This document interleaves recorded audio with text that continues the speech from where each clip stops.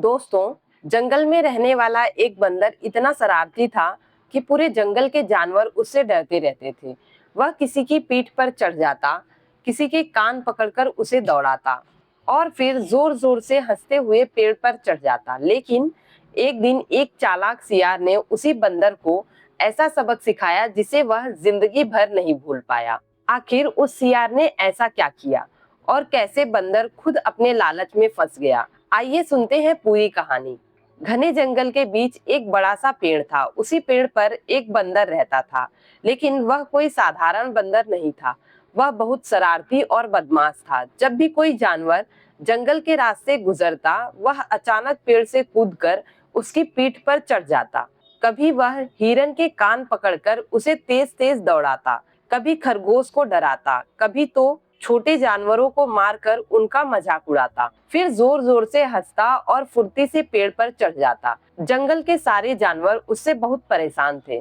सब सोचते थे काश कोई इस बदमाश बंदर को एक दिन अच्छा सबक सिखा दे।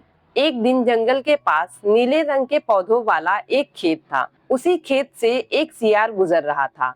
चलते चलते अचानक उसका पैर फिसला और वह सीधे नीले रंग के घोल में गिर पड़ा। जब वह बाहर निकला तो उसका पूरा शरीर चमकदार नीले रंग का हो चुका था। उसने खुद को देखा तो वह भी हैरान रह गया। अरे, मेरा रंग तो बदल गया। उसी समय पेड़ पर बैठा बंदर यह सब देख रहा था। नीले रंग का सियार देखकर वह चौंक गया। बंदर पेड़ से उतरकर बोला, अरे मामा, आप इतने सुंदर कैसे हो गए? आपका रंग तो आसमान की तरह नीला हो गया है। सियार समझ गया कि यह वही शरारती बंदर है जिससे पूरा जंगल परेशान है। उसने सोचा, आज इस बंदर को अच्छा सबक सिखाना चाहिए। सियार गंभीर आवाज में बोला, बंदर मामा, ये कोई साधारण बात नहीं है। मेरे पास एक बहुत बड़ा जादू है।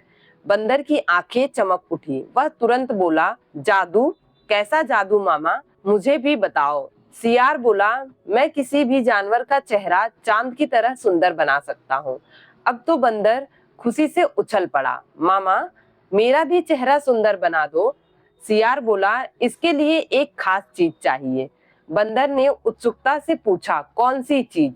सियार बोला, उसका नाम है गजमुक्ता। बंदर हैरान हो गया। गजमुक्ता?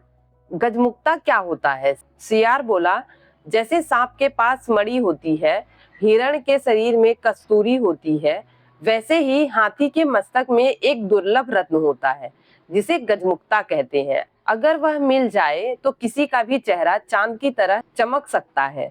बंदर लालच में आ गया। वह बोला, तो चलो मामा, हम अभी हाथी से गजमुक्ता ले आते हैं। थोड़ी देर बाद उन्हें नदी के पास एक विशाल हाथी दिखाई दिया। वह आराम से पानी पी रहा था। सियार दूर खड़ा रहा, लेकिन बंदर धीरे धीरे पेड़ से उतरकर हाथी के सिर पर कूद गया और चिल्लाया, आज मैं गजमुक्ता लेकर ही रहूंगा। हाथी अचानक डर गया। उसने जोर से अपना सिर हिलाया। बंदर संतुलन खो बैठा और सीधे नदी में गिर पड़ा। नदी का पानी बहुत तेज था। बंदर बहने लगा। वह किसी तरह तैरकर किनारे तक पहुंचा। पूरी तरह भीगा हुआ और थका हुआ बंदर चुपचाप पेड़ पर चढ़ गया।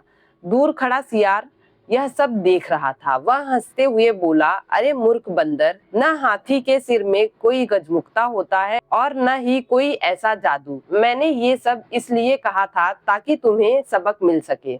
बंदर को अपनी गलती का एहसास हुआ। उसे समझ आ गया कि उसकी शरारत और लालच उसे परेशानी में डाल सकते हैं।